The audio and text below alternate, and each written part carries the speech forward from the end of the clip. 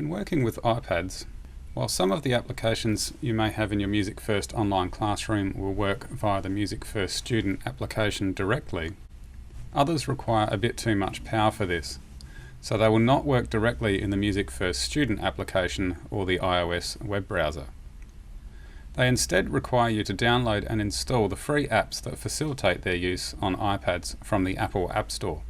This is all built into the MusicFirst workflow, with a minor exception.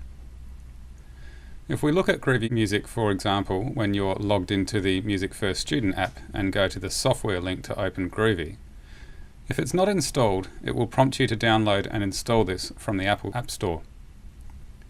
This is easy to do and just requires you to click Get if it's never been installed on the iPad before, or the re-download icon if it's been installed and removed from the device in the past.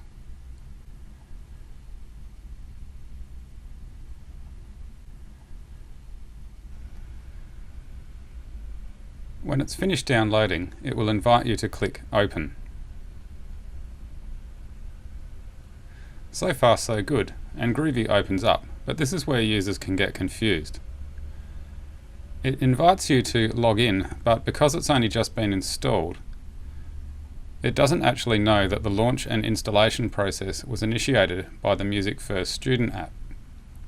If you try to log in using your MusicFirst Online Classroom credentials at this point, it will fail.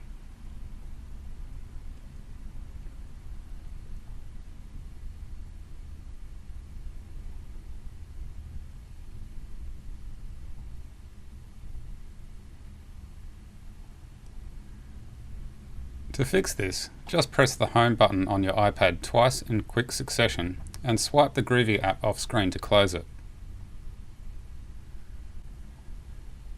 Now you can go back to the MusicFirst Student app and go to the software link to open Groovy once again.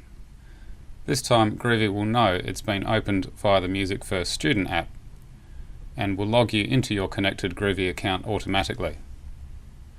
The same process applies for OGenerator and Soundtrap.